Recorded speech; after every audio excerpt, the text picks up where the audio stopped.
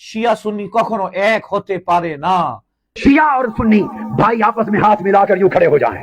হকের সাথে বাতিলের আপোষ হতে পারে না, যেভাবে দিন রাত একত্রিত হতে পারে না, যেভাবে ইলম আর মূর্খতা একত্রিত হতে পারে না, যেভাবে আলো অন্ধকার একত্রিত হতে পারে না, তেল পানি একত্রিত হতে পারে না, তদ্রূপ শিয়া সুন্নি কখনো এক হতে পারে না। আর মনে রাখবেন যে হাত যতক্ষণ পর্যন্ত শিয়া তবা করবে না ততক্ষণ পর্যন্ত সে আমাদের সাথে তার হাত মিলানো গলা মিলানোর প্রশ্নই উঠে না।